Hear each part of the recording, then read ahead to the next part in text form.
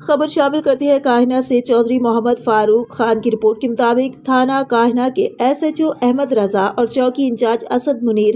SI وغیرہ نے 2 lakh monthly دینے سے انکار پر شریف شہری خلیل احمد اور اکرام وغیرہ کی چلتی کرین کے انجن میں گھسو ڈال دیا اور ڈمپرز کے ٹائر پھاڑ کر 15 لاکھ سے زیادہ کا نقصان کر کے ایک کی بجائے 6 عدد جھوٹے پرچے 1938/23, 1939/23, 3014/23, 3015/23, 3016/23, 3017/23 ڈال دیے اور لمحہ پا کر ڈانگ پھیرنے اور مزید سنگین مقدمات میں پھنسانے کی دھمکیاں دے دیں، جبکہ سائلین کے پاس تور وڑائچ گاؤں میں اپنی 25 ایکڑ زمین ہے اور سائلین نے مٹی کھودنے کی بابت عدالت سے آرڈر لے رکھے ہیں۔ لیکن جب چوکی انچارج اسد منیر کا موقف جانا گیا تو انہوں نے بتایا کہ ہم عوام کے محافظ ہیں، کوئی دہشت گرد تھوڑے ہیں،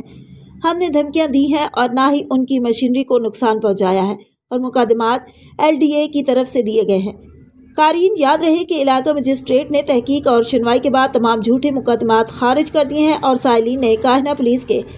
SHO احمد رضا، چوکی انچارج اسد منیر، SI بابر، سلمان اور ناصر وغیرہ کے خلاف کرین کے انجن میں گھسو ڈالنے اور ڈمپرز کے ٹائر پھاڑ کر 15 لاکھ سے زائد کا نقصان کرنے،